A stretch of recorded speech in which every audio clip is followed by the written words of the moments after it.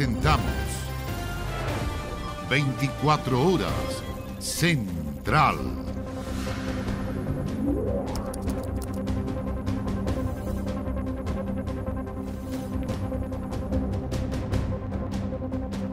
Muy buenas noches, bienvenidos, bienvenidas a las noticias. Comenzamos con un caso dramático, impactante. Un joven de 22 años murió luego de recibir una brutal golpiza por parte de un grupo de vecinos porque lo confundieron con un ladrón.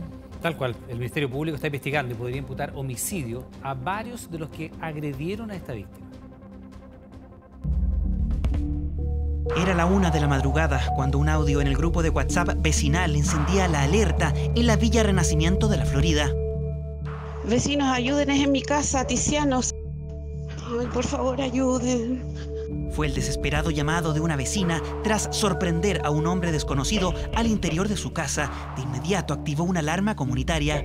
Se sintieron los gritos anoche, mi mamá salió porque los perros, como se dan cuenta, ladran, avisan, se asustaron. Sentí una alarma comunitaria, en el cual vi el WhatsApp en mi celular y vi que colocaron que un hombre andaba corriendo, después que el hombre se estaba metiendo a una casa. Y bueno, salieron todos los vecinos a ver qué estaba pasando. Entonces la gente se unió y salió a la defensa de la señora porque le dijeron me están asaltando, ella sin saber. El hombre, identificado como Matías Bayariano, de 22 años, previamente había intentado meterse debajo de 2 autos. Luego se subió a uno de los vehículos para ingresar al domicilio. Ahí fue sorprendido por un grupo de vecinos quienes le dieron una brutal golpiza. Se recibe un llamado a nivel 133, carabineros concurre al lugar y constata la presencia de una persona atendida en la vía pública. Inmediatamente se presta auxilio a la víctima y se efectúa un llamado a nivel al SAMU, quien concurre al sitio del suceso y finalmente certifica el fallecimiento de esta persona. De inmediato el Ministerio Público instruyó indagaciones de la Brigada de Homicidios de la PDI, quienes en primera instancia establecieron que la víctima no habría ingresado al domicilio con la intención de robar. Mediante declaración de testigo y cámaras de seguridad en el lugar, hemos podido establecer hasta el momento que la víctima se encontraba en las cercanías del lugar en compañía de un amigo, compartiendo en una plaza pública en realidad. En ese momento fueron abordados por un grupo indeterminado de sujetos que habrían intentado asaltarlos.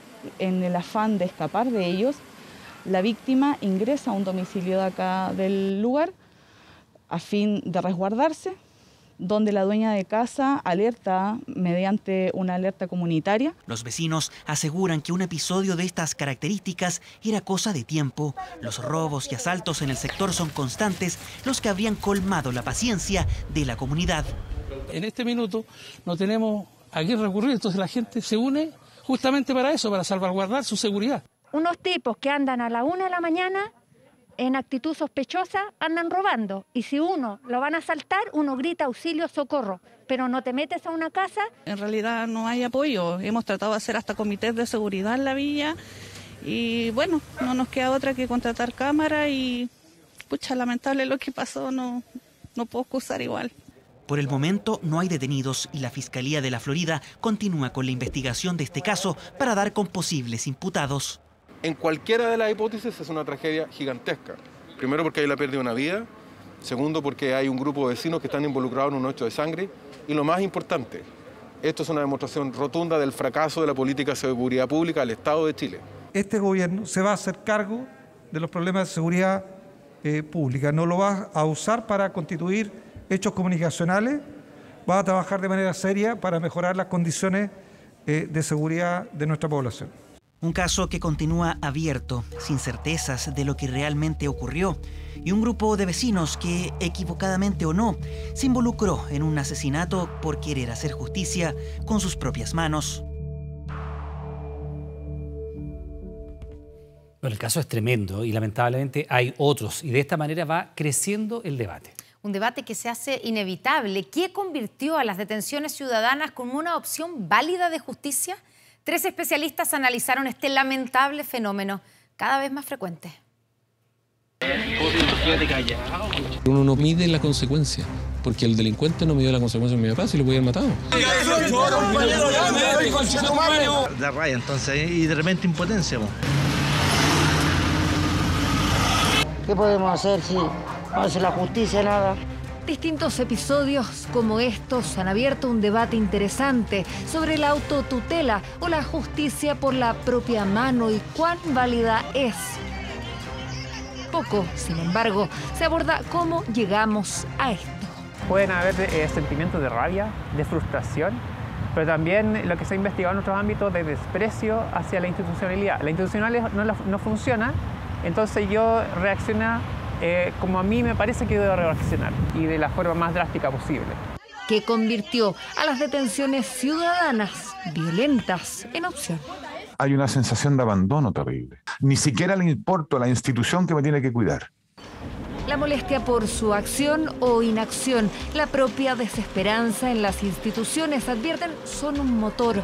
La ley permite solo retener hasta la llegada de un policía, pero pocas veces una detención ciudadana queda solo en eso. Dale, concha, mira. Pero no me piques. Equilibrar el derecho de las víctimas y de los victimarios resulta complejo, especialmente cuando hay frustración, cuando a veces el delito queda impune, cuando hay percepción de inseguridad o directamente se ha sido víctima de ella. También cuando se actúa en grupo. No está el límite, ¿sí? Porque tú pierdes la empatía, porque ya no es una persona como tú, como yo, sino es una otra persona que nos está poniendo en riesgo continuamente. Pero no todo está permitido. Yo diría que a nivel cerebral hay una liberación de neurotransmisores, la adrenalina.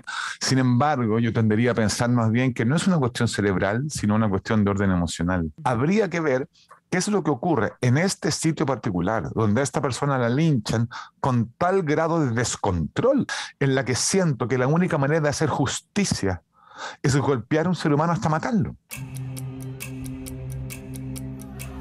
Pasar de víctima a victimario suele ser el análisis cada vez que se conoce un linchamiento ciudadano, y el miedo a la sanción al mismo tiempo suele ser ese límite, el único disuasivo, pero hay expertos que proponen un examen más profundo.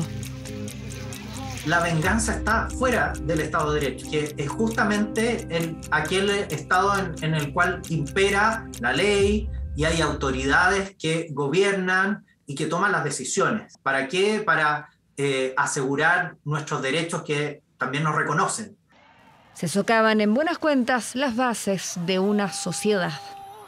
Y agregaría algo que es un poco delicado, pero todos tenemos la posibilidad o la capacidad de hacerle daño a otras personas. La diferencia está en que la mayoría, insisto, en lo emocional, nos regulamos. Ahí vaya a quedar, ¿cómo bonito vaya a quedar? No deberían existir porque eso lo debería cubrir la institucionalidad. Y las detenciones ciudadanas deberían ser solo en casos muy acotados, pero parece que es algo que viene al alza. ¿Qué hizo que las detenciones ciudadanas violentas fueran el camino? Una sumatoria de cosas. Todos coinciden, eso sí, en que la frecuencia y gravedad de las mismas encendió una alerta. La única solución en eso es la educación. Falta cultura cívica respecto de qué derechos nosotros tenemos como ciudadanos. Todos y todas hemos perdido la manera, insisto, en modular nuestra emoción. ¿Cómo hacemos para que en nuestras interacciones diarias podamos educar respecto de esto y no quedarnos en la superficie del discurso respecto de le pegaron a uno, otro más y le llegó un golpe? Una realidad que implica desafíos y también tareas pendientes, de las que advierten hay que hacerse cargo, construir sociedad y no solo observarla.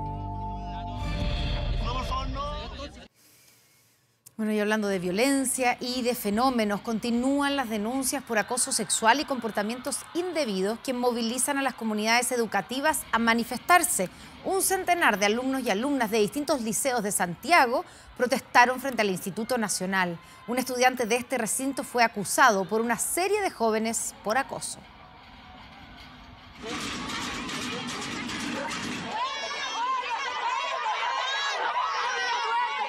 Llegaron hasta la puerta del Instituto Nacional a manifestarse. En su mayoría eran alumnas de diferentes liceos emblemáticos de la capital.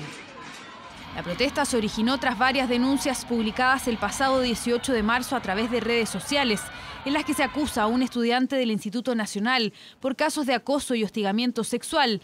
Así lo relataron a través de un comunicado los alumnos del establecimiento.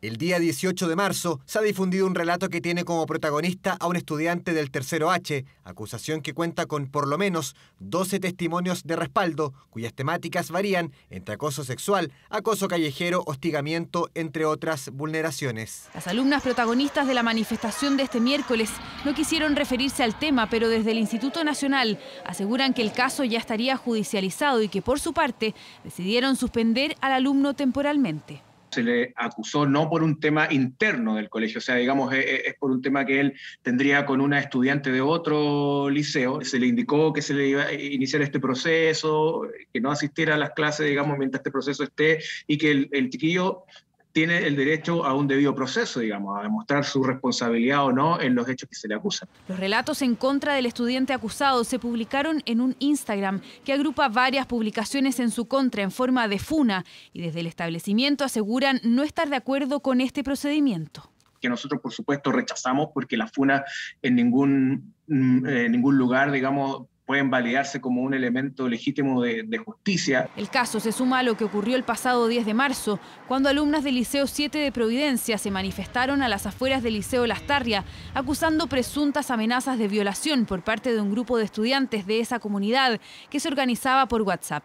Acusaciones de acoso sexual que han aumentado en los colegios y que preocupan a apoderados, directivos y a las autoridades.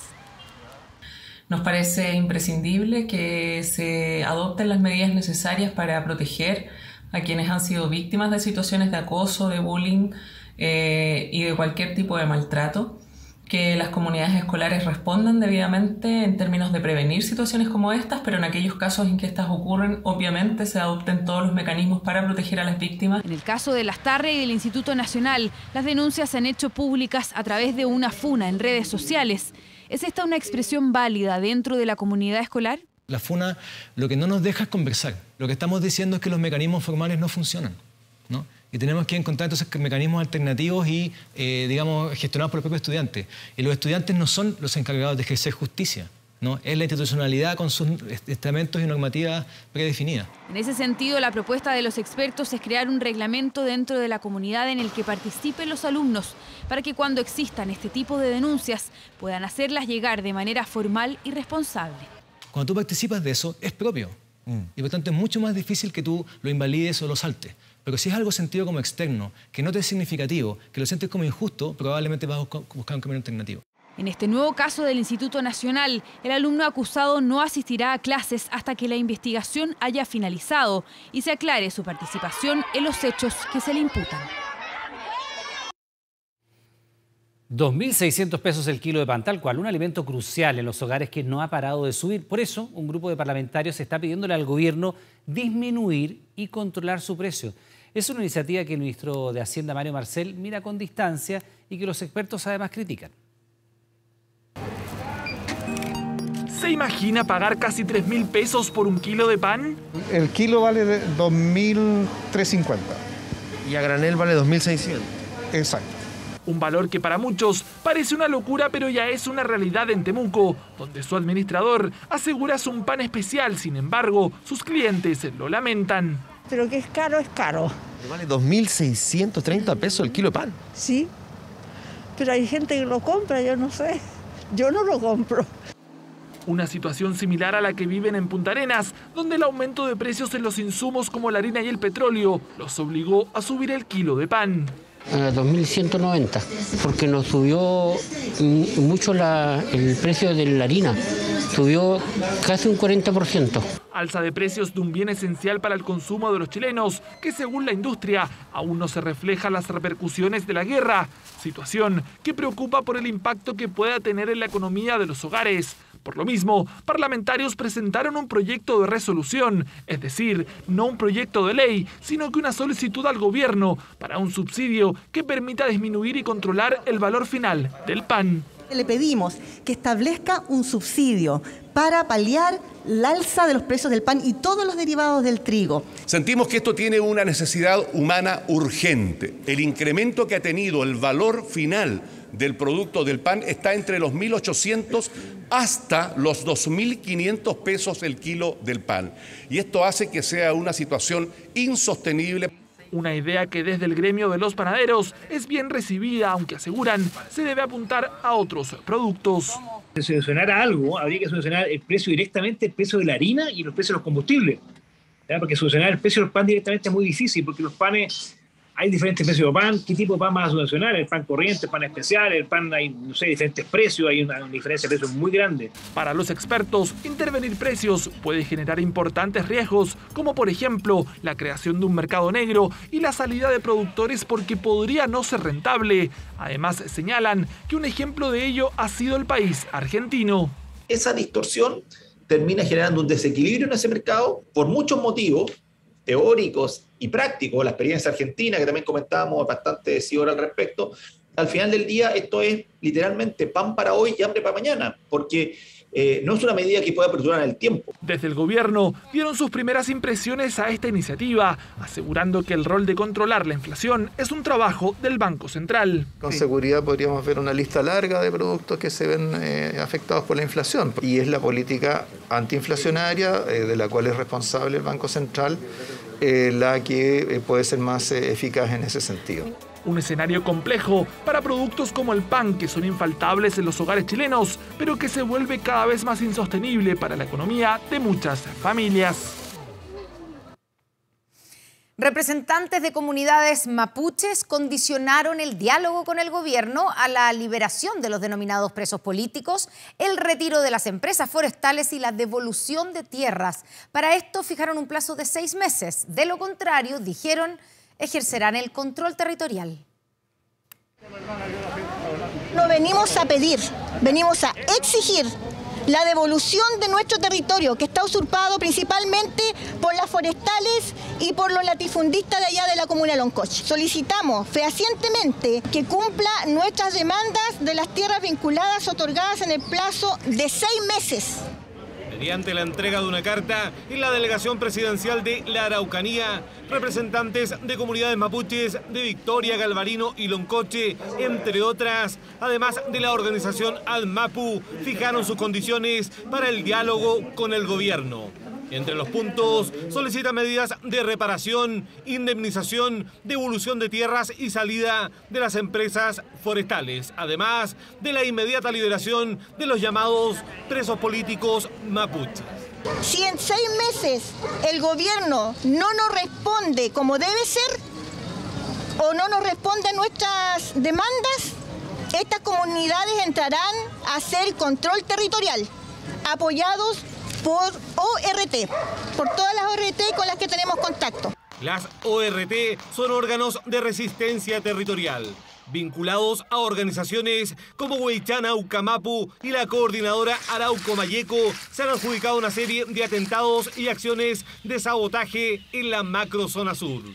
En el punto de prensa, el dirigente de ADMAPU, José Santos Millao, se refirió a lo ocurrido durante la frustrada visita de la ministra del Interior a la comunidad de Temucuicui, en la comuna de Ercilla.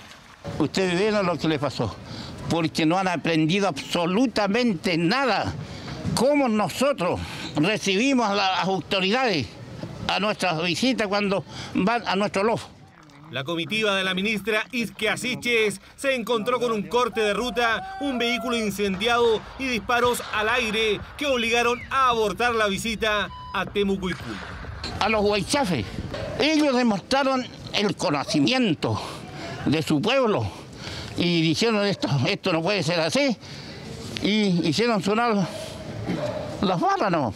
Entonces, ¿y sabe qué más? Nosotros respaldamos y apoyamos totalmente a esos huaychafes. Exigencias para el diálogo que fueron comentadas por voceros de otras comunidades. Mira, nosotros no acostumbramos a dar ultimátum, nosotros hemos seguido hace rato trabajando, pero consideramos que cada comunidad, cada sector tiene sus propios mecanismos de entendimiento de cómo aborda la situación particular de su zona. En este caso, las comunidades mapuches de Mayeco, nosotros no hemos dicho que estamos dispuestos al diálogo a cualquier cosa, sino que estamos dispuestos también a establecer si hay un diálogo serio, pero un diálogo que tenga que ver con la devolución territorial. El gobierno, por su parte, ratificó su voluntad de dialogar. No queremos imponer, pero creo que también hemos sido claros. Nosotros vamos a utilizar la herramienta del diálogo. No somos partidarios ni compartimos las imposiciones, no compartimos las amenazas y no compartimos la violencia. Comunidades que fijan plazos y condiciones para el diálogo con el gobierno. Un camino que no ha estado exento de dificultades. Y buscando terminar con las críticas de parlamentarios de gobierno y del ministro Giorgio Jackson, los senadores del Partido Socialista se reunieron con el secretario de Estado. La cita fue catalogada como franca, pero no frenó los cuestionamientos de otros legisladores al titular de la SECPRES. Ya, permiso, tengo que estar en Constitución, me están esperando. Después de la comisión doy punto, les prometo. Pocas palabras en el piso 14 del Congreso Nacional. Así terminó la reunión entre el ministro Giorgio Jackson y la bancada socialista. Fue una muy buena conversación, una conversación franca. Encuentro que se da a horas de la ofensiva oficialista liderada por el propio PS en contra del titular de la SECPRES, quienes acusaron un actuar mañoso e improvisación luego que el gobierno determinara suma urgencia al proyecto de amnistía, uno que no cuenta con los votos necesarios para ser aprobado.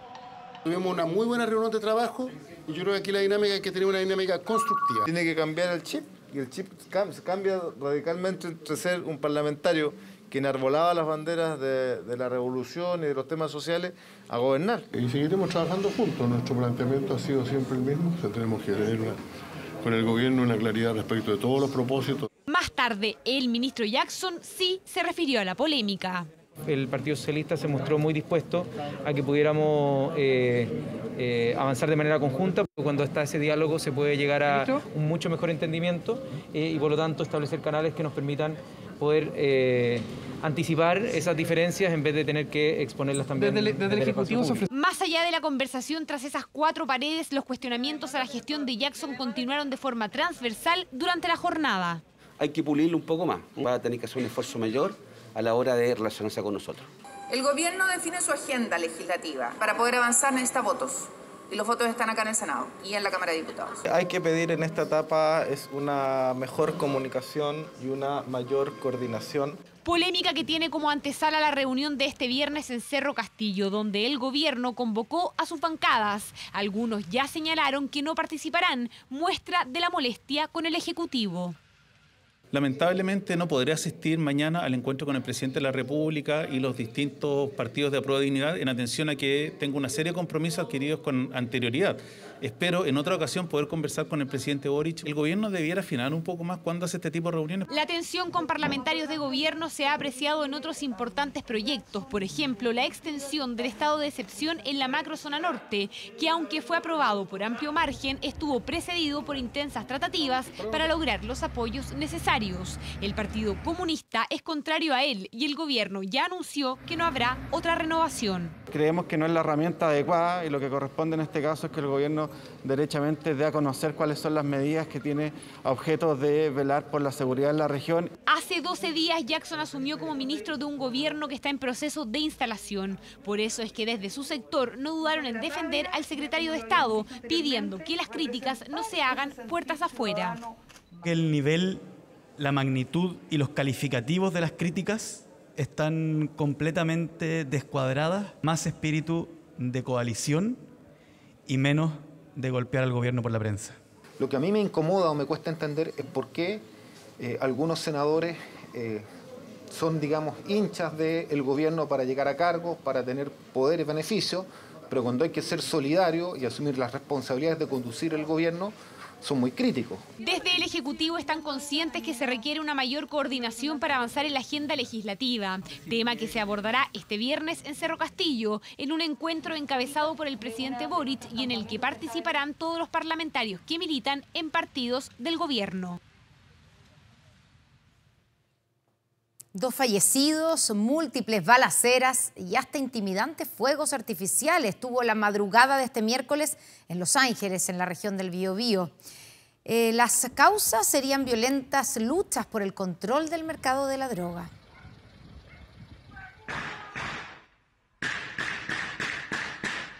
Noche en el sector sur de Los Ángeles.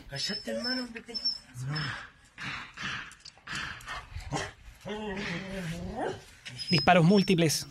y un ambiente en que hasta los animales están atemorizados. En medio, una suerte de homenaje narco. En la población Santa Clara, el incendio aparentemente intencional de una casa.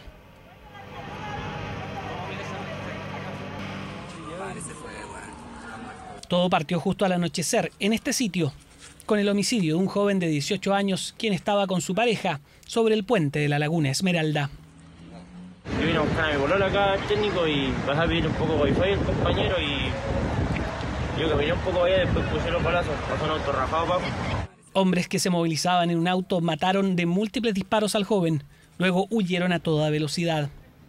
Todo lo que vino después tendría relación con ese primer crimen. Formamos al Ministerio Público y obviamente se están barajando diversas hipótesis, una de las cuales puede ser también un enfrentamiento entre bandas que se puede suscitar producto de la droga. Durante la mañana de este miércoles y producto de las heridas de bala, una de ellas en la cabeza, falleció un hombre de 56 años. Había llegado antes de la medianoche al hospital Víctor Ríos. El resultado, conmoción en la ciudadanía. Que la delincuencia ya se escapó de las manos aquí en Los Ángeles. Nunca había visto tantas cosas aquí. Carabineros no dan abasto. Habiendo carabineros de todas formas, pero igual se siente la inseguridad en las calles. No se puede aceptar lo que hay, porque vamos a llegar al extremo de que no vamos a poder caminar por las calles tranquilos. La delegación presidencial provincial convocó una reunión de seguridad para el diseño de políticas y así enfrentar la situación delictual.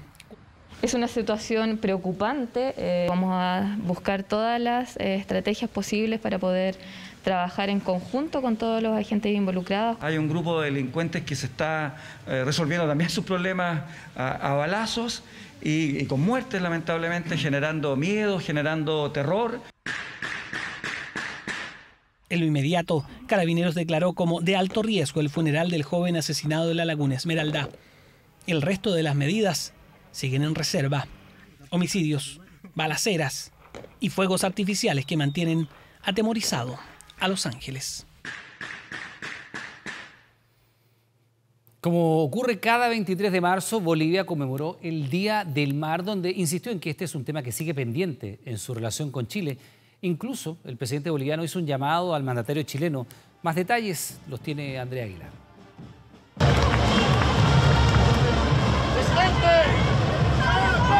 Por justicia, historia y nación, hoy y siempre, mar para Bolivia. Que es la consecuencia de un acto de invasión militar chilena que dejó abierta la herida más profunda. Hemos visto cómo Chile se ha contradecido en más de una ocasión. Año tras año, a excepción de 2020 por la pandemia, el 23 de marzo el gobierno boliviano reivindica con una ceremonia militar el llamado Día del Mar, en el que recuerda la muerte de su héroe de guerra, Eduardo Avaroa, en Calama, y la pérdida de su litoral durante la Guerra del Pacífico.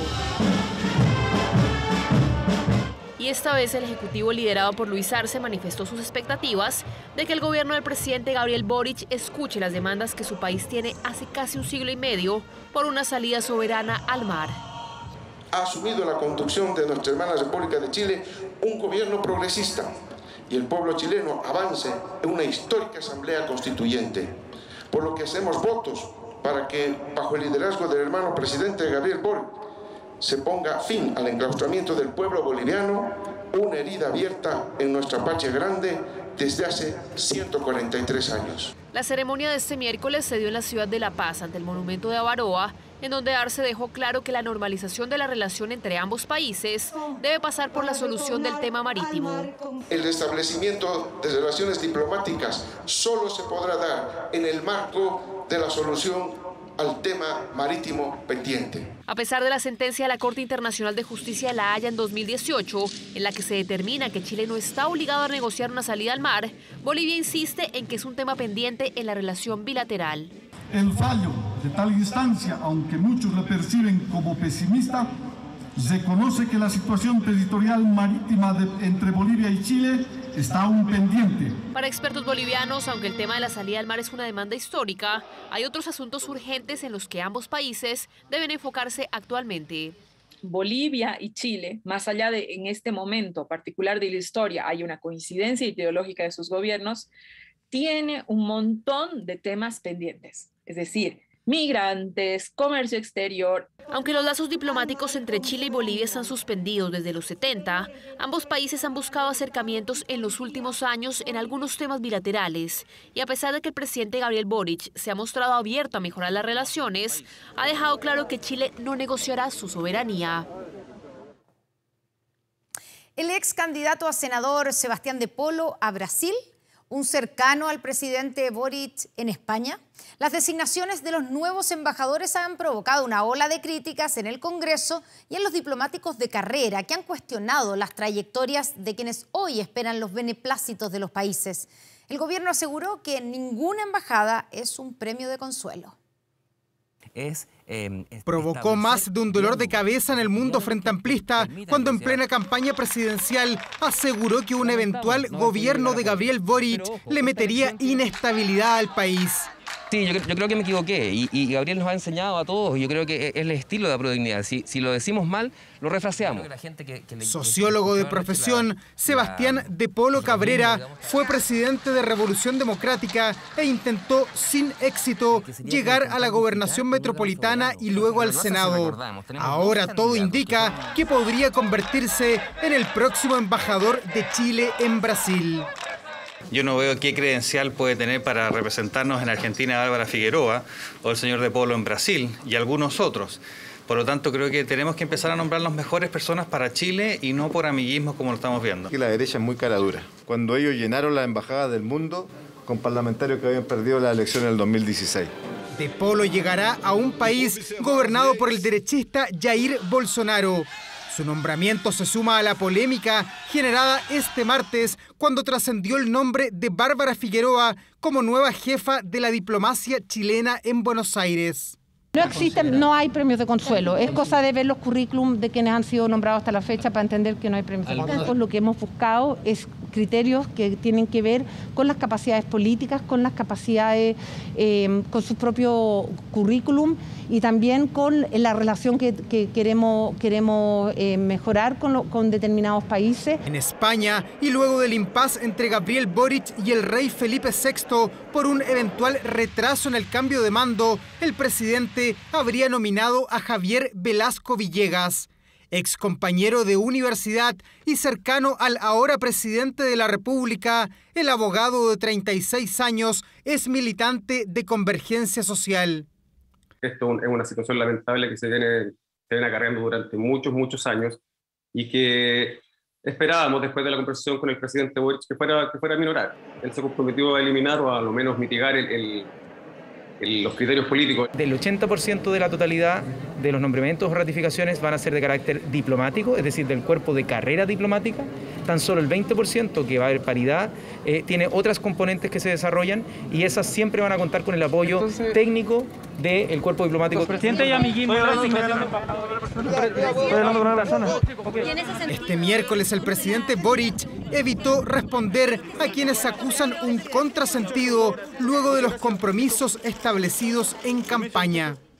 Evitar el compadrazgo, el pituto, el premio por que no ganaste la elección, así que te mando para allá. Las críticas por los eventuales nombramientos en Brasil y España se suman a las generadas este lunes, cuando se conoció la nominación de la ex candidata presidencial Paula Narváez como embajadora ante la ONU. Puede ser un premio, puede ser un castigo. Hay veces que se manda a embajadas a gente que no quiere que esté en el país. Y esto también es una realidad. O personas que no desean que les vaya totalmente bien y se le manda a un lugar extremadamente difícil, que tenga problemas, que sea inseguro. En fin, no todas las embajadas son estupenda. Yo creo que no es el momento de vetar ningún nombre mientras tanto esté en la línea de lo que el gobierno quiere transmitir. Que durante 30 años que hemos criticado en conjunto con el Frente Amplio, las embajadas han sido premios de consuelo y es muy lamentable que lo sigan siendo. Desde Cancillería indicaron que el criterio político implicará solo un 20% de los nuevos embajadores. Y por ahora, los nombres aún no están oficializados, a la espera de que los respectivos gobiernos del mundo le den el beneplácito a los nuevos diplomáticos. Oiga, presidente, ¿cómo? Bueno, estamos a menos de un mes de Semana Santa y, por supuesto, comienzan a aumentar la venta de los pescados y mariscos, productos que han experimentado inestabilidad en sus precios y alzas en la cadena de distribución. La reineta, por ejemplo, llegó a 15.000 pesos el kilo. Sernapesca va a aumentar la fiscalización.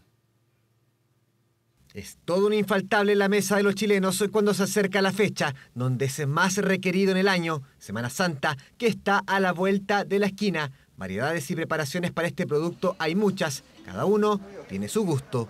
Nosotros casi siempre en la reineta ya se usa mucho y la cojinova, entonces las hacemos o a la plancha o la hacemos al horno. Generalmente me gusta la reineta, manejo mucho la reineta, pero tengo unas ganas de comer congrio con vinagre. Pero lo que también varía y demasiado cuando se acerca a esta celebración es justamente su precio. Desde la Corporación Nacional de Consumidores alertan sobre un alza en los pescados y mariscos.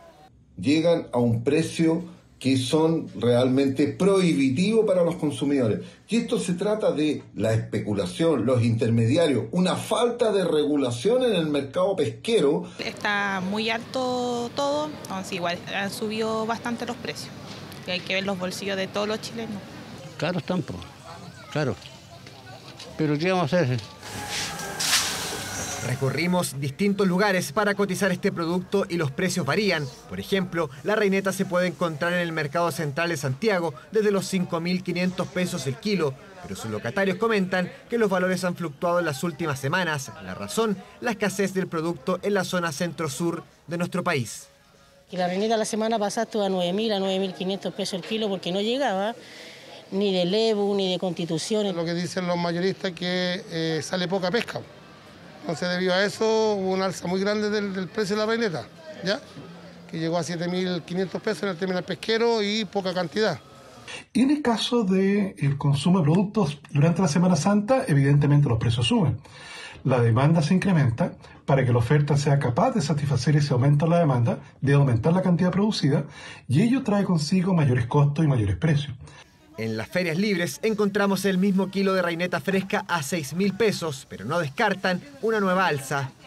Los precios del terminal pesquero no se ajustan a la realidad de la feria libre y no se ajustan tampoco a la realidad de lo que está pasando en el país con los sueldos de las personas. Sin embargo, en algunas páginas web de repartos o supermercados, su costo se incrementa. La misma reineta, incluso estando congelada, puede llegar a alcanzar valores que van desde los 12.000 hasta superar los 15.000 pesos por kilo. Los consumidores estamos sufriendo hace años de abusos por parte de intermediarios que pagan un precio mínimo a los pescadores artesanales, pero que ese costo bajo que pagan ellos no se transfiere a los consumidores finales. Hemos podido observar un aumento en la comercialización de ciertos recursos de la pesca. En esta temporada realizamos un aumento de los procesos de fiscalización de manera de hacer un control respecto a la extracción y a la comercialización de los recursos. Consultamos a las cadenas de supermercados por los valores, pero no quisieron referirse a este tema, un producto que tiene su precio actualmente inestable, justo en la época del año en que más se demanda su consumo, un golpe al bolsillo de los chilenos y que podría ser aún más fuerte a medida que se aproximan las vísperas de Semana Santa. Y hablando del bolsillo de los chilenos, el Senado aprobó un nuevo límite de mecanismo para contener el alza de combustibles y queda listo para ser ley. El proyecto, que busca duplicar el Fondo de Estabilización de Precios de 750 millones de dólares, pasó a 1.500 millones y fue despachado justo cuando este jueves vuelven a aumentar el precio de las bencinas. Van 31 semanas consecutivas de aumentos. El Ministerio de Hacienda, el ministro, señaló que en abril trabajará en una medida que pueda contener el aumento del valor de la parafina y en un mecanismo para evitar alzas en las tarifas del transporte público.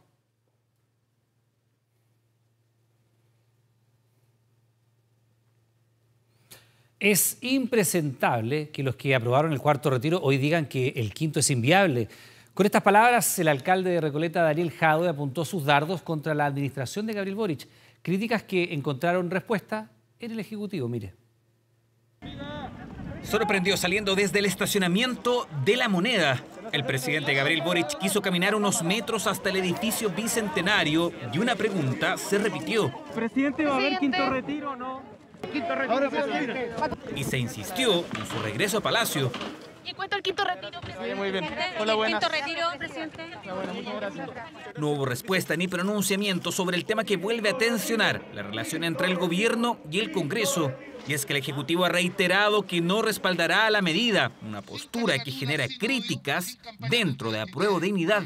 A mí me parece no solo difícil, sino que casi impresentable que la misma coalición que aprobó 4 hoy día diga que el quinto retiro es absolutamente inviable. Yo creo que aquí hago un llamado al gobierno a reflexionar.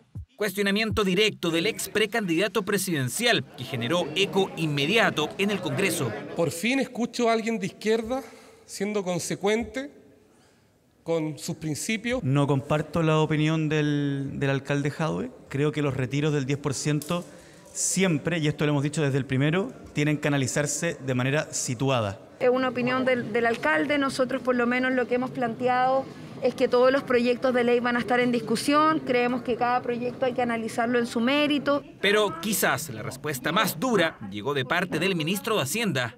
Yo en general no comento las declaraciones del alcalde Jadwe. Se refiere al quinto retiro, ministro. Todos tienen el derecho a tener una opinión. En este caso, la opinión del alcalde Jadwe es una que desde el gobierno tenemos una opinión distinta. El quinto retiro se tomó el debate en el Congreso y ya son 7 los proyectos que buscan aprobar esa opción.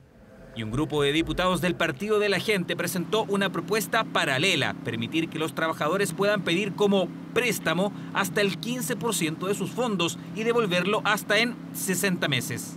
Una alternativa que se podría repetir siempre y cuando se devuelva lo solicitado. Dejar de vivir en la esclavitud del sistema financiero, dejar de depender de los bancos y le vamos a permitir a los trabajadores que ellos puedan obtener su libertad económica. Se había anunciado que este miércoles la Comisión de Constitución fijaría el cronograma de tramitación para el quinto retiro. Sin embargo, la cantidad de proyectos dificultó entregar una fecha. No se pueden tramitar los 7 proyectos de ley, sino más bien fusionarlos y tratar de hacer la tramitación conjunta de algunos de ellos, al menos los que tengan una idea matriz común. Eventual postergación del debate que proporcionará más espacio para que el gobierno presente el ya anunciado paquete de medidas económicas, un programa que estaría en su etapa final de diseño y que se comunicaría en los próximos días. Un profesor del Liceo Comercial de Talcahuano fue apuñalado por la espalda en medio de una riña entre escolares. La herida fue provocada por un apoderado que luego huyó del establecimiento. Los incidentes terminaron con 2 personas detenidas y 4 carabineros lesionados. Con la intervención de carabineros en plena calle, terminó una violenta pelea entre escolares del Liceo Comercial de Talcahuano. Agresiones e incidentes que comenzaron al interior del establecimiento, todo se originó por una riña entre 2 alumnas de segundo medio. De inmediato se activó el protocolo y llamaron a sus apoderadas. Otro apoderado armado, que no era tutor de ninguna de las estudiantes involucradas, y apuñaló por la profesora de religión, que intentaba calmar el tenso momento y separar la pelea. Vieron las pistolas donde la apoderada venía y entraba con la pistola en sus manos. Como 3, 4 disparos más o menos. Uno que andaba también sacó un puñal y, bueno, un colega que trató de calmar la cosa se fue un poquito apuñalado. El profesor fue trasladado al Hospital Higueras de Talcahuano con una lesión en su espalda estable y fuera de riesgo. Un conflicto entre escolares de segundo medio que se arrastra desde mucho antes, rencillas anteriores. Incluso una de las alumnas afectadas mantenía una orden de protección por amenazas simples contra personas y propiedad.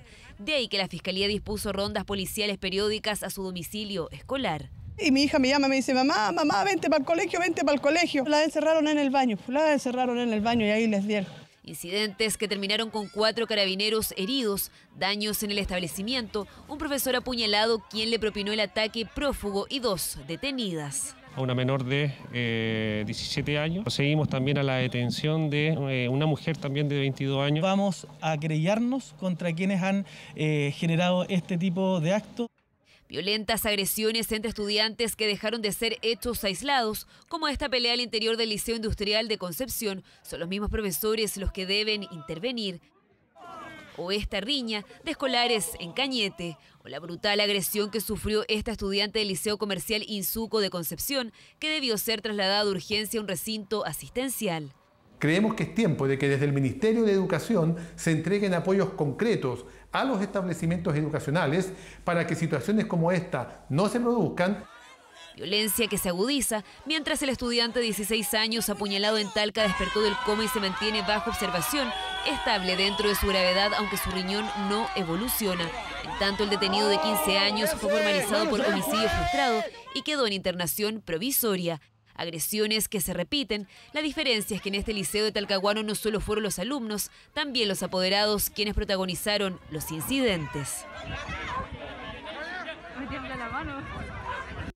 Bueno, y a propósito de la imagen que vamos a revisar, la detención de un hombre que el viernes, mientras se manifestaba en Plaza Baquedano, fue perseguido por carabineros y terminó azotando su cabeza en el suelo. Ahí está el registro. Hoy habló con 24 horas el general director Ricardo Yáñez. En medio del anuncio de cursos de especialización en derechos humanos para la policía, Yáñez señaló que aún no entregará el informe pedido por el gobierno y adelantó parte de lo que será el protocolo para el Día del Joven Combatiente.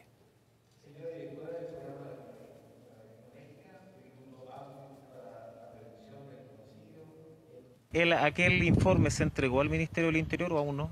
No, la investigación sigue en curso y por lo tanto lo que se dispuso fue investigar los hechos, ¿cierto? Que se genera una investigación administrativa e informar. ¿Todavía no está zanjado si es que hubo excesos o si es que se actuó bajo los protocolos? La detención fue declarada legal por el Ministerio Público y por lo tanto lo que arroje la investigación es materia propia del proceso administrativo y se va a informar oportunamente. Respecto al Día del Joven Combatiente, ¿cómo poder diferenciar entre sujetos que están disparando, que están cometiendo delitos, entre el manifestante pacífico?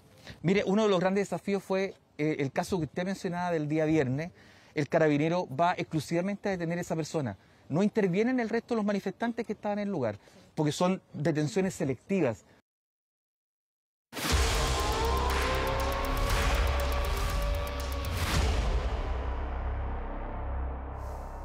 Ucrania y otros países de Europa ven con preocupación la postura rusa de utilizar armas nucleares si su país se ve amenazado. A ello se unen las acusaciones contra Moscú de usar armas prohibidas por la Convención de Ginebra. De interpretar soldados en guerras pasó a vivir y documentar un conflicto real. El actor estadounidense Sean Penn se ha convertido en un fuerte aliado de los ucranianos. Con cámara en mano recorrió durante días las zonas más complejas, como por ejemplo la región del Donbass. Como millones finalmente se refugió en Polonia ante la avanzada del conflicto. Desde ahí envió un mensaje al mundo pidiendo no olvidar a Ucrania. Creo que hoy estamos frente a un punto de inflexión. Todos sabemos que las ramificaciones de esta horrible invasión van más allá de Ucrania. Este es un momento de cambio para la humanidad. Mensaje que fue agradecido por su colega actor y actual presidente Volodymyr Zelensky, cuando su país y el resto del mundo enfrentan una latente amenaza nuclear.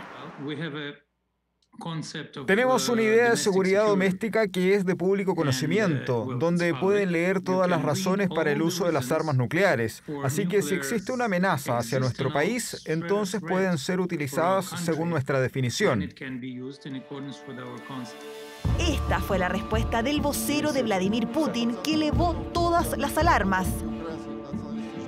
Rusia es conocida por ser una potencia militar, pero también es el país con la mayor cantidad de armas nucleares, incluso por sobre Estados Unidos.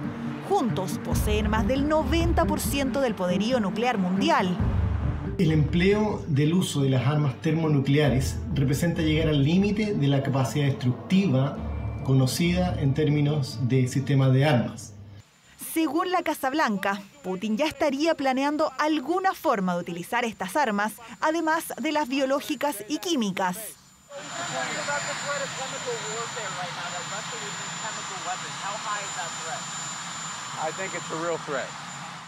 La alerta nuclear en Ucrania no solo tiene que ver con las armas, ya que a principios de marzo las tropas rusas intentaron tomar control de la planta de Zaporilla, al sur del país y la más grande de Europa.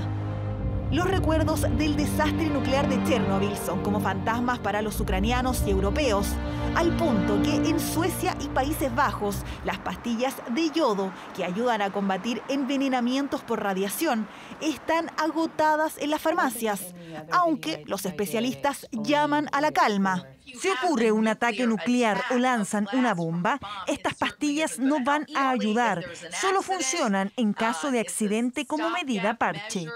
Mientras Ucrania resiste como puede a la cuarta semana de invasión, han surgido acusaciones de que las tropas rusas también han utilizado armas con fósforos blancos, prohibidas por la Convención de Ginebra. Un escenario cada vez más complejo, razón por la que el presidente estadounidense Joe Biden ya está en Bruselas para reunirse este jueves con la OTAN en una cumbre de emergencia para evaluar y actuar frente a la creciente amenaza de armas de alta destrucción. Y atención al siguiente video que ha dado la vuelta al mundo. Se trata del registro de una niña afgana que está llorando porque no puede volver a clases. Y esto porque pese a que ellas esperaban volver a los colegios, los talibanes determinaron que las estudiantes secundarias no podrán retornar por el momento. Emocionadas, las niñas afganas regresaban a clases por primera vez desde el ascenso al poder de los talibanes en agosto pasado. Pero la emoción no duró mucho. Entre lágrimas debieron recoger sus cosas y marcharse. Las autoridades del país anunciaron que todas las niñas que asisten a la escuela secundaria no podrán volver a clases. Desde el Ministerio de Educación agregaron que la medida permanecerá hasta que se tome una decisión sobre el uniforme de ellas, de acuerdo con su interpretación de la ley islámica. El liderazgo no ha decidido cuándo o cómo permitirá el regreso de las niñas a la escuela. Temen que la escolarización de las niñas en cursos superiores pueda erosionar la base del gobierno talibán. La nueva normativa no afecta a las niñas que asisten a la escuela primaria, ni tampoco a las universitarias. Sin embargo, deja un preocupante vacío en la escolaridad entre las estudiantes de 12 y 18 años. Una medida que calma a los conservadores extremos del país, pero que aleja aún más a la comunidad internacional, que hizo del acceso de las niñas a la educación un punto clave en las negociaciones sobre ayuda y reconocimiento del nuevo régimen fundamentalista. Tenía una esperanza para hoy, que las niñas afganas que iban caminando a la escuela no fueran enviadas de vuelta a casa, pero los talibanes no cumplieron su promesa. Seguirán encontrando excusas para impedir que las niñas aprendan, porque tienen miedo de las niñas educadas y las mujeres empoderadas. Una promesa rota, pero que los talibanes consideran necesaria para garantizar que las niñas y los niños estén completamente separados. Compartimos la profunda frustración y decepción de las mujeres y niñas afganas. La negación de la educación viola los derechos humanos de las mujeres y niñas. Más allá de su derecho a la educación, las deja más expuestas a la violencia, la pobreza y la explotación. Tras décadas luchando por sus derechos, esta nueva restricción representa sin duda un retroceso en el acceso universal a la educación. Eso las expone a situaciones de violencia, de, entre comillas, inferioridad, incluso de dependencia, ¿cierto?, de las figuras masculinas, y por lo tanto de seguir reproduciendo un sistema que es absolutamente inequitativo. Pierden ellas mismas espacios de participación social, espacios de toma de decisiones, pero sobre todo de libertad. Desde que los talibanes llegaron al poder hace más de 7 meses, han impuesto una serie de medidas que restringen la vida de las mujeres. La censura de ellas en el cine y la televisión, la imposibilidad de viajar sin acompañante y la prohibición de trabajar e incluso de hacer deporte son solo algunas de las restricciones extremas que esta vez afecta su derecho a la educación. Nos quedamos con la educación, pero aquí en nuestro país, educarse es un derecho que no está siendo garantizado para miles de niños a lo largo de Chile. Eso es lo que dijo el recién asumido subsecretario de Educación, que criticó al pasado gobierno porque en septiembre, cuando se realizaron las postulaciones a los colegios, dijo se podría haber visualizado este complejo escenario. Solo en la comuna de Santiago hay 2.000 niños esperando un cupo. Nicolás Cataldo es el nuevo subsecretario de Educación. Lleva menos de una semana en el cargo y debió asumir un problema que es grave y que se está dando desde Arica a Punta Arenas: la falta de matrícula en los colegios y las abultadas listas de espera. Nos parece preocupante, creemos que hay un nivel de dejación o negligencia incluso del gobierno saliente, en el sentido de que esto era algo que tenían a la vista y podrían haber tomado las medidas para poder haber revertido esto y no estar hoy día en la situación en la que estamos. Prefirió no dar cifras de cuántos serían los niños en el país que hoy están en sus casas esperando un cupo. Solo en Santiago hay 2.000 en lista de espera. Se dieron como plazo máximo el 31 de marzo para que los sostenedores entreguen la información oficial. No obstante, en este despliegue territorial sí hemos identificado que hay a lo menos 800 establecimientos educacionales a nivel país, más de 2.000 salas de clase que nosotros tenemos que ir a mirar para evaluar la capacidad de crecimiento, justamente en esas zonas donde hoy día se encuentran las mayores demandas respecto a la oferta educativa que realmente existe. En paralelo, llamó a los apoderados que aún no tienen matrícula para sus hijos a revisar la plataforma vacantes.mineduc.cl para que identifiquen los colegios que aún tienen cupos disponibles. Y en caso de no existir donde ellos quieren, también permite la entrega de la información para que luego sean contactados y los podamos asesorar directamente en la gestión de su solución de matrícula. Además de eso, autoridades regionales y provinciales, en conjunto con los municipios, están realizando un catastro para ver qué establecimientos están en condiciones de ampliar la cobertura. Nos permita iniciar un proceso de inversión de infraestructura para poder habilitar y acondicionar, reactivar infraestructura escolar que hoy día tiene el sistema, para que el 2023 podamos tener resuelto este problema o reducido a una muy mínima expresión y tengamos ya que atender casos particulares, pero no tener un problema estructural como lo estamos evidenciando hoy día. El fenómeno migratorio ha provocado gran presión en la educación pública. A modo de ejemplo, en Puerto Varas o en Pucón, en los últimos 2 años, la población ha aumentado el doble. En esta última comuna hay 600 alumnos en lista de espera. La Dirección de Educación amenazó con cancelar la matrícula de aquellos que no han pisado una sala de clases este mes. El llamado es a que envíen a sus hijos, puesto que, como ya lo dije anteriormente, hay una gran cantidad de alumnos que quieren asistir en forma presencial y lamentablemente no pueden ingresar porque no está el cupo liberado. Otros factores serían la pandemia, la crisis económica que enfrentan algunas familias que optaron por colegios públicos porque no pueden pagar una mensualidad. También existe la posibilidad de que haya niños que pudieran estar inscritos en 2 o 3 colegios. Son todos factores a analizar por las nuevas autoridades de aquí a comienzos de abril. Esta tarde la PDI incautó más de 60.000 libros en el centro de Santiago. Los policías allanaron 3 bodegas ubicadas en calle Nathaniel Cox, donde se almacenaban los libros junto a fotocopiadoras, impresoras industriales y material para su confección. Según los investigadores, los textos eran vendidos preferentemente en calle San Diego, a pasos de la Alameda. Se necesitaron de 12 camiones para realizar este operativo policial debido a la gran cantidad de material incautado. Según la PDI, uno de los más grandes de la historia reciente, negocio ilícito que dejó 2 hermanos detenidos, quienes serán formalizados por el delito de infracción a la propiedad intelectual. Uno de ellos mantenía antecedentes policiales reiterados por este mismo delito, en definitiva por infracción a la ley de propiedad intelectual, y además de una incautación, una gran incautación. De hecho podemos hablar que es una de las más grandes incautaciones que ha hecho esta Brigada Investigadora de Delito de Propiedad Intelectual en cuanto a libros falsificados, y diferentes elementos probatorios como impresoras láser o impresoras industriales. Convención Constitucional. La norma que establece que Chile es un Estado plurinacional e intercultural logró los apoyos requeridos, y ya es parte del borrador de la nueva Constitución. Tomamos contacto con Agustina Álvarez, quien nos cuenta las últimas novedades de la Convención Constitucional. Agustina, buenas noches. Claro, ¿cómo están? Muy buenas noches, porque si bien dicen el volumen de normas aprobadas no es bastante, las que alcanzaron los 2/3 por el Pleno de la Convención Constitucional son históricas. Todas estas normas que volvieron al Pleno de la Convención Constitucional tras el bochornoso momento que pasó la Comisión de Sistema Político el pasado viernes, cuando solo 3 normas, estas, fueron aprobadas de las 96 presentadas. ¿Cuáles son las normas entonces que finalmente pasan al borrador de la nueva Constitución? La que determina a Chile como un Estado intercultural y plurinacional, cuyos pueblos y naciones indígenas tienen derecho al pleno ejercicio de sus derechos colectivos e individuales. Además, entre los artículos aprobados, añaden al pueblo Selknam entre los otros 10 pueblos ya reconocidos por la ley, lo que da un total de 12 naciones reconocidas por la nueva Constitución. Normas que fueron celebradas por los pueblos originarios, pero que molestaron, incomodaron a la oposición. Pasemos a escuchar las diferentes declaraciones. Ratificar que nuestra voluntad es colaborar, porque Chile necesita un buen sistema político. Lo que pasó el viernes fue durísimo y ojalá que se pueda construir un buen acuerdo.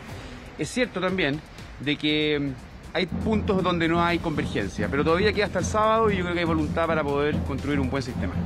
Sí, ese es un acuerdo ya. No hay otro sistema respecto del Ejecutivo que el presidencialismo. Estamos debatiendo si va a ir acompañado o no y por quién va a ir acompañado, si es que lo va.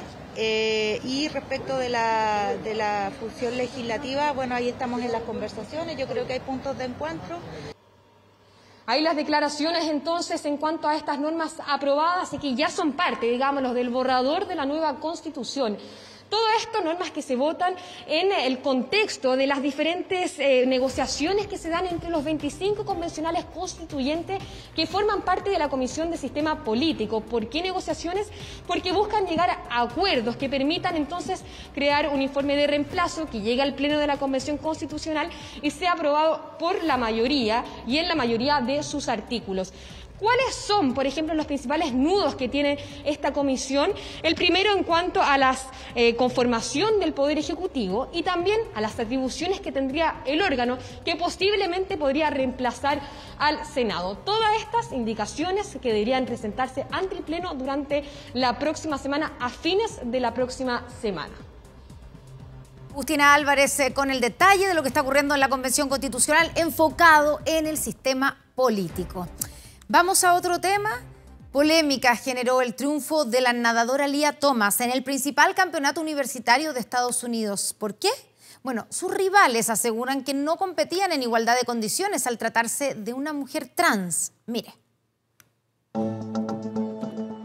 Apartada y sin que sus rivales reconocieran su triunfo. Lejos de ser una celebración, así es como la nadadora trans Lia Thomas se inscribía en la historia tras ganar las 500 yardas en natación estilo libre femenino en la prestigiosa final nacional universitaria de Estados Unidos.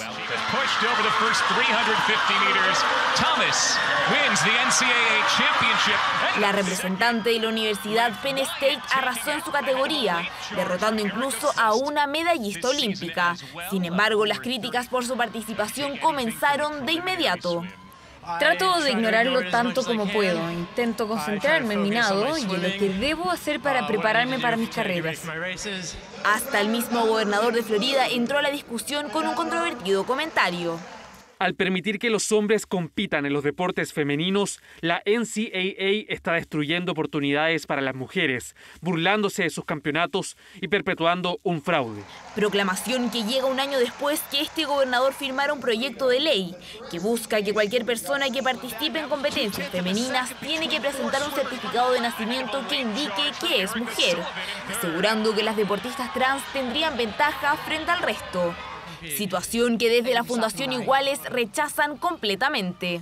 El orden en base a los genitales no funciona. Las hormonas, el efecto que tienen es que el nivel de hemoglobina disminuye, lo que reduce cualquier ventaja que pudiera haber por desarrollo muscular.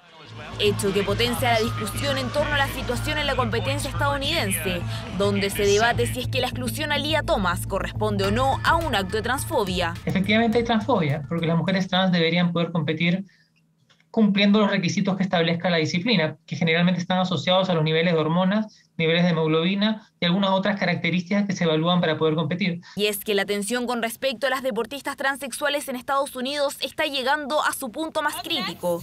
Incluso existe un movimiento llamado Salva el Deporte Femenino, que asegura que permitir la competencia de mujeres trans es injusto. Si no lo hacemos, nuestras hijas y las futuras generaciones nunca conocerán las oportunidades de cambio de vida y empoderamiento que vienen de los deportes femeninos. Posición que también apoya al presidente de World Athletics, el galardonado atleta olímpico británico Sebastian Coe, quien señaló que el género no puede triunfar sobre la biología, al referirse al caso de Lia Thomas. Debate que se suma al caso de la pesista neozelandesa Lauren Hubbard, la primera deportista trans que llegó a unos Juegos Olímpicos, pero que también fue duramente cuestionada. Les recordamos que a partir de las 22 horas, Televisión Nacional de Chile está autorizada a transmitir programas para mayores de 18 años.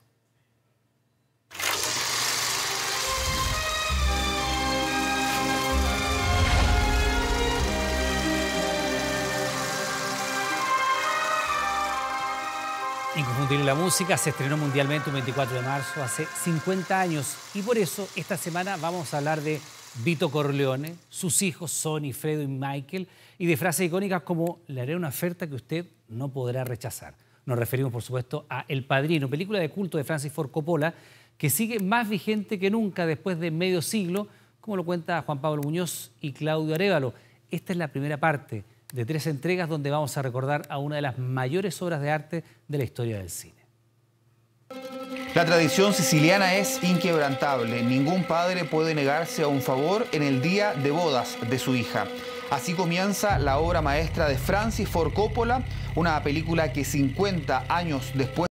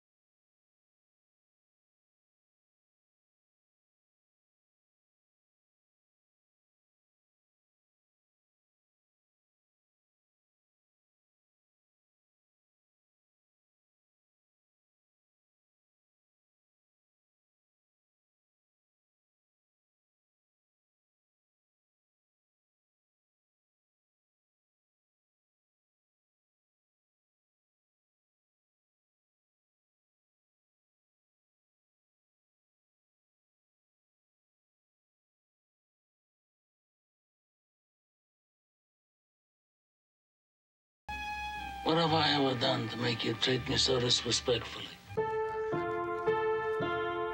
Por esos años, Ford Coppola es un director joven y lleno de deudas que acepta el desafío. Lo intentan despedir 5 veces durante la producción, una de ellas por la obstinación del director de que el papel de Don Vito solo podía ser interpretado por Marlon Brando, un actor genial pero polémico que a sus 47 años aparentemente ya dejó atrás su apogeo. Dice la historia que a Brando solo le bastó embetunarse el pelo y ponerse algodones en los pómulos durante el casting para convencer a los ejecutivos. Es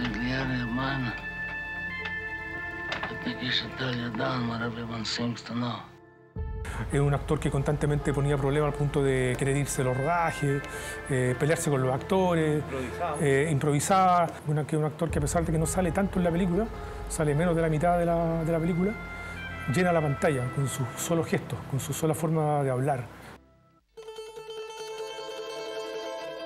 El carisma de Brando construye un villano entrañable. El Padrino es un jefe de la mafia neoyorquina, nacida en la lejana Sicilia, un don, pero a diferencia de otros, tiene un alto sentido de la lealtad. La violencia será su último recurso, como bien se lo enseñó a Michael, y no quiso entender su primogénito Sonny.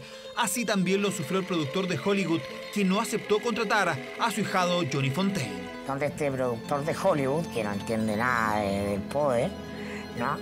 Y le dice, justamente porque la película es buena, nunca se lo daré. Entonces, Tom Hagen le explica, yo no pido la cosa 2 veces porque tengo un único cliente que es Don Vito Corleone. No. Bueno, y aparece la cabeza de caballo cortada en la cama.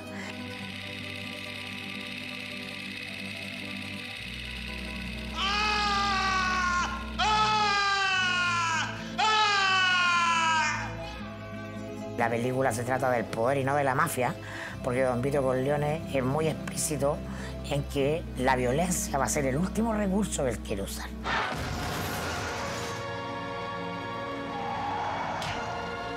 Transgresora para su época, en la primera película del Padrino mueren 22 personas de manera violenta, aunque solo 16 aparecen en pantalla. Algunas son simplemente icónicas. Es una película muy violenta, hay asesinatos memorables, pero están en forma espaciada. Y eso son cosas que tienen que ver con maestría en cine, ¿no? Algo que uno no había visto mucho en películas de gángsters.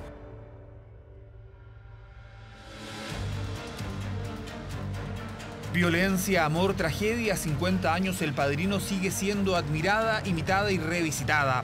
Su guión adaptado del bestseller de Mario Puzo, quien coescribió el guión de la película con Coppola, es estudiado como un manual político, pero también como un semillero de frases que quedaron incrustadas en la cultura popular.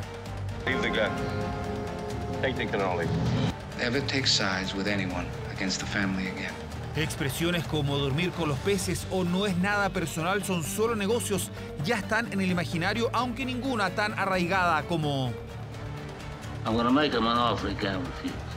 Le deben tantos favores que él decide cómo ocuparlos y va a encontrar una manera de convencerlos. Todos tenemos un precio, entonces por mucho poder que uno tenga, digamos, el dinero básicamente es capaz de, o la violencia es capaz de generar que alguien cambie.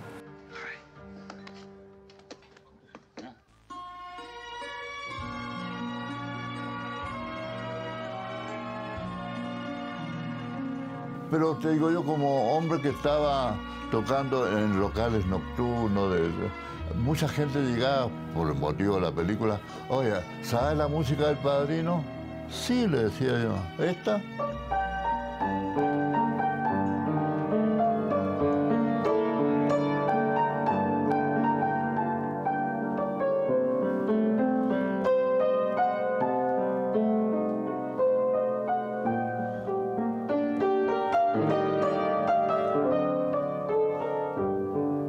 Valentín Trujillo se suma a la larga lista de fanáticos de la que es considerada por muchos como la mejor trilogía en la historia del cine.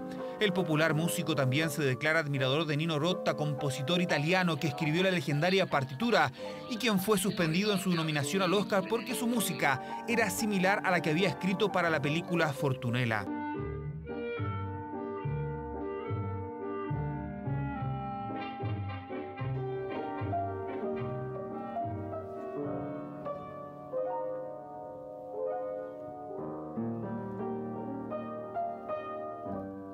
Refleja ese mundo brutalmente cruel, mafiosos, que sin embargo de repente se acordaban que eran seres humanos, como el cariño que le hace Marlon Brando a ese niño que muere en ese intento por estar jugueteando con un niño. Hacer referencia con instrumentos a los personajes es algo que nosotros no habíamos visto y que queda súper en evidencia. Que la trompeta, ¿no?, que identifica a Don Corleone, y el oboe, que es Michael Corleone. Todo el cruce que se hace de cómo el poder va a llegar a Michael, aunque él no quiere, es espectacular. I never wanted this for you. Un gato que aparece de improviso en escena, las naranjas que son presagio de tragedia, las flores rojas de Vito, las huellas inequívocas de una obra de culto. El Padrino costó $6 millones de la época y recaudó casi 200 millones. Por eso los ejecutivos regalaron un auto de lujo a Ford Coppola, quien prefirió guardarlo en su garage, mientras pensaba la segunda parte de una película que lo dejaría casi en la bancarrota, pero que le daría 6 Oscar, 9 en total, y le abriría para siempre las puertas del Olimpo cinematográfico.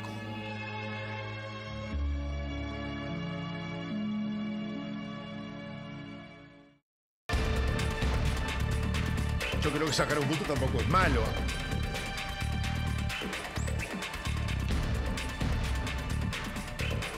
Y llegó el día, ya la selección chilena está en Brasil, en Río de Janeiro, para jugar mañana en el Estadio Maracaná el penúltimo partido de estas clasificatorias sudamericanas, enfrentando a la selección local, a la selección de Brasil. Lo habíamos comentado, ¿no?, en los días previos, la condición física de Ben Brereton, y se confirmó, ¿no?, la posibilidad de que pudiese sumar algún minuto en este partido frente a la verde amarilla eran prácticamente nulas. Finalmente el delantero del Blackburn Rovers se quedó en nuestro país y no fue el único, viendo si puede estar en el partido del próximo martes frente a Uruguay. Detalles de esta jornada de la selección chilena en la previa frente a un partido que ojalá sea histórico para el bien de la selección.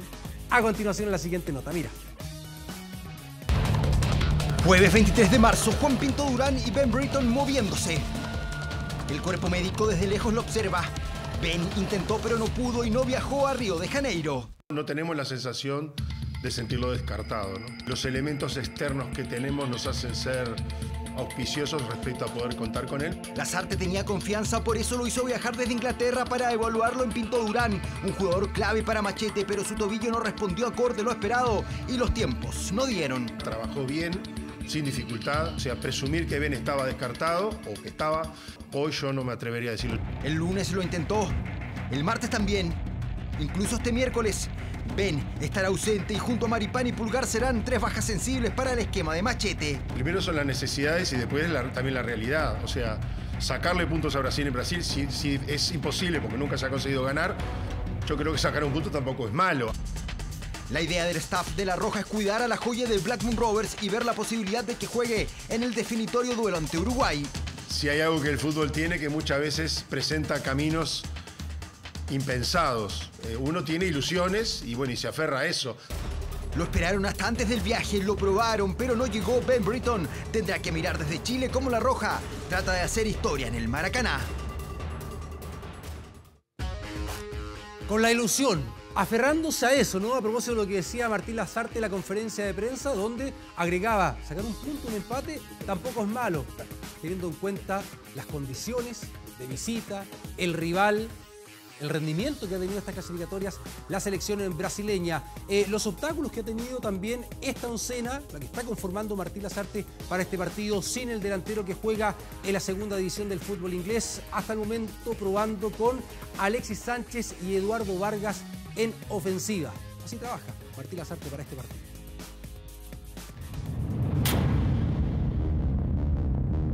Han marcado para Chile una historia muy importante. La más importante, lógicamente, en su recorrido. Una gana de poder sumar. Va a ser historia con la selección y esperamos que sea así. La generación dorada viajó a Brasil sabiendo que ante la Canariña se podrían estar jugando su última chance de poder estar en un mundial. Jugadores excepcionales, de primer nivel y reconocidos en todo el orbe están a 90 minutos de por qué no agigantar su leyenda, esa que tiene como estandarte al 7 Maravilla. Con 146 presencias con La Roja, Alexis Sánchez es el jugador que más veces defendió a la selección en la historia, dueño de una gambeta pocas veces vista y anotador de goles que han forjado títulos. El tocopillano lidera un equipo que en Río quiere hacer historia. Saben que es una gran oportunidad, para muchos incluso puede ser la última. Alexis Sánchez y sus 49 goles con Chile son el arma letal con el que Machete quiere golpear al equipo de Tite. El tocopillano encabeza a la generación dorada que nutrirá al resto del equipo en una expedición que podría tener tintes de épica. Bravo, Medel, Vidal, Aránguiz acompañarán al formado en Cobreloa a escribir una nueva heroica jornada. Todos han querido estar, todos quieren participar, todos quieren colaborar con su grano de arena. Y de hecho el goleador histórico ya tiene granitos de arena ante el scratch. Vidal tocó pro meio. Gol! Ahí va para Sánchez, Alexis.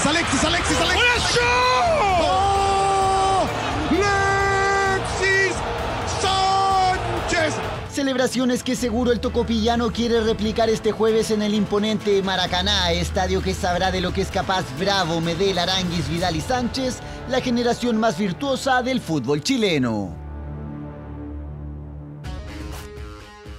Una generación sin duda exitosa que podría vivir sus últimas clasificatorias. Por eso la importancia de este partido, para mantenernos con la opción de llegar a la Copa del Mundo de Qatar. Esta es la probable oncena de acuerdo a los últimos trabajos, entrenamientos de Martín Lasarte, como es habitual, con el capitán, con Claudio Bravo en la portería, el portero del Real Betis, con una línea de 3, con Gary Medel por el centro, con Paulo Díaz en defensa de River Plate por la derecha y Enzo Rocco cargado ahí a la izquierda, con laterales volantes, con Mauricio Isla por el sector derecho, que ha sumado pocos minutos en el último tiempo en el Flamengo, Gabriel Suazo por la izquierda, con Claudio Baeza, un poquito más arriba ahí con Charles Aranguis, Baeza reemplazando a Eric Pulgar, recordemos que está con COVID y no podrá estar el volante del Galatasaray del fútbol turco. Más adelantado Arturo Vidal para dejar en ofensiva, como les comentaba anteriormente, a Eduardo Vargas y a Alexis Sánchez. Aquí está, desplegado en nuestro estudio virtual, la oncena, que ojalá, reitero,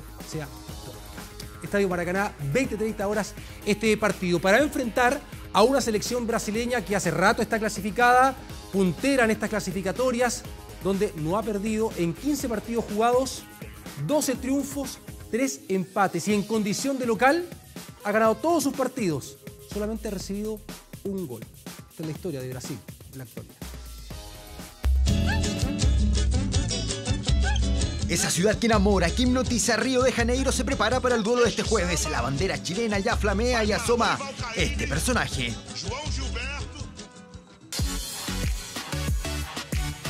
Él es Fernandinho, tal vez el único brasileño que quiere que gane Chile. Espero que Dios los bendiga y Chile gane para que clasifique al Mundial.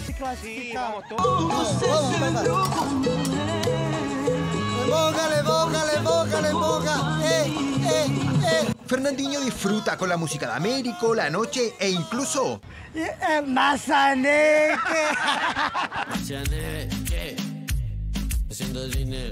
El mismísimo Marcianeque saltó el ruedo. Fernandinho aprende y muy rápido.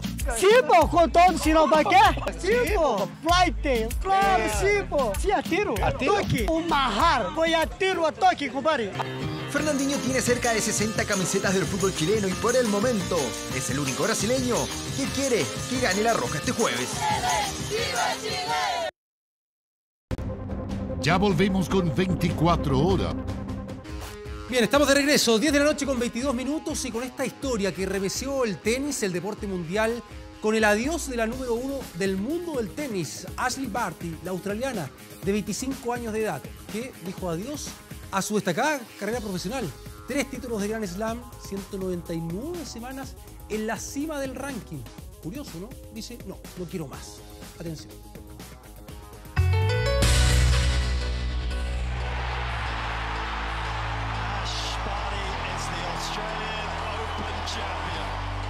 ¿Quién habría pensado que este sería el último punto en la carrera de la australiana Ashleigh Barty?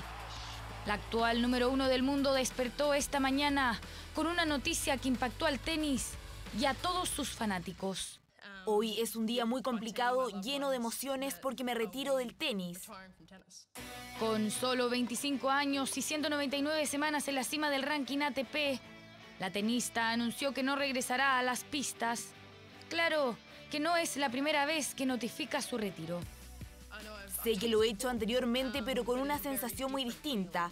Sé que es la hora de que me aleje y persiga otros sueños. En 2014, Barty decidió dejar el tenis para jugar cricket, pero rápidamente volvió al circuito. 8 años después, las razones del adiós son otras. Ya no tengo en mí esa motivación física, emocional que se requiere para estar en lo más alto. Estoy agotada, no tengo nada más que dar. Y eso para mí es el éxito, haber dado al tenis todo lo que tengo. Un cierre profesional lleno de éxitos en una fugaz y atípica carrera. La australiana se quedó con la final de 3 torneos de Grand Slam, el último este 2022, en su propia casa. También suma 15 títulos en categoría individual y 12 más en dobles. Una verdadera leyenda del tenis.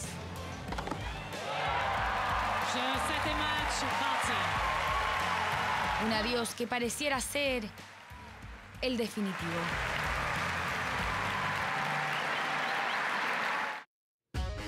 O quizás en algún momento se arrepienta y vuelva a la actividad profesional, al circuito, como ocurrió con otras tenistas, ¿no? No todas toman esta decisión, claramente, pero han habido casos como Kim Clijsters, como Yassin Enan, como Martina Hingis también, que lograron absolutamente todo, títulos de Grand Slam, número 1 del mundo, dijeron adiós, aguantaron más la presión quizás, y después volvieron, pero un paso fugaz ahí en el circuito. Muy bien, con esta información vamos a la pausa. Ya continúa Connie e Iván con la información acá en 24 Horas Central. Buenas noches.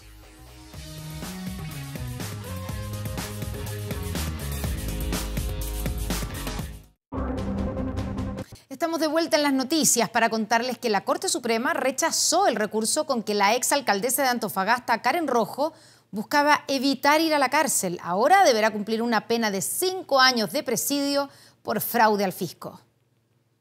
Ha sido suspendida, digamos, como alcaldesa por este juicio injusto.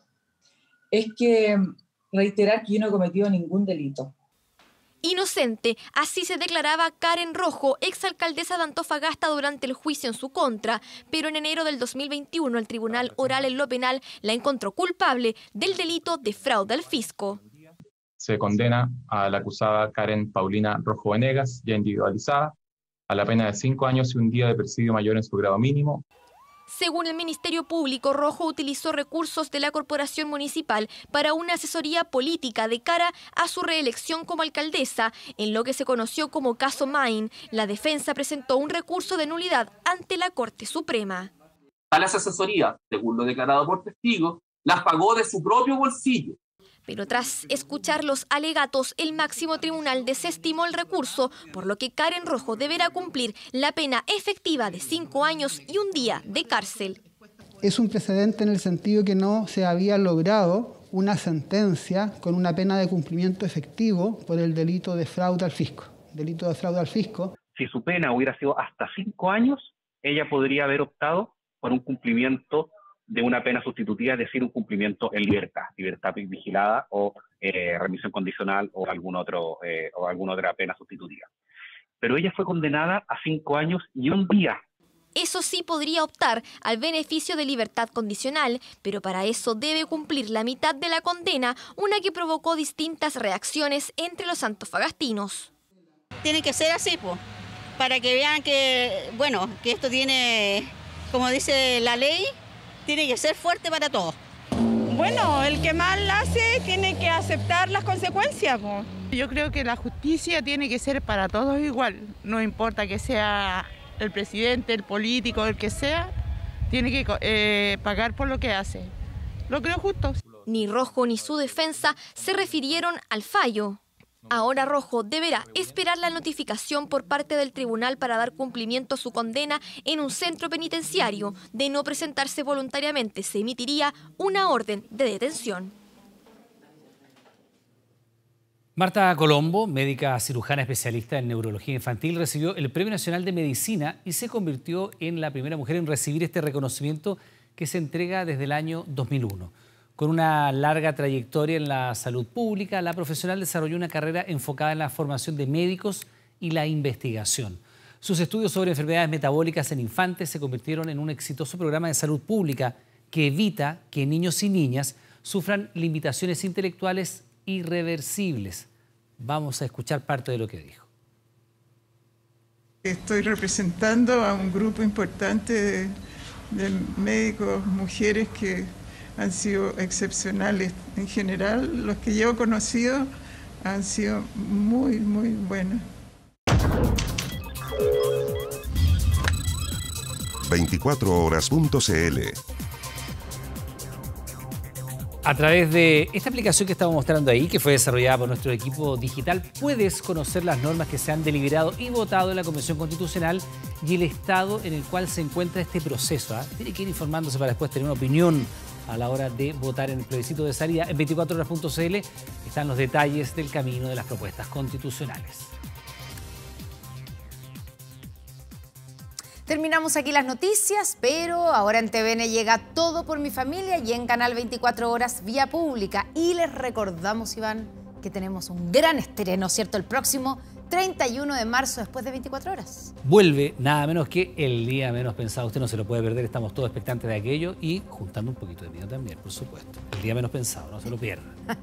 Buenas noches, hasta mañana. Chao, chao.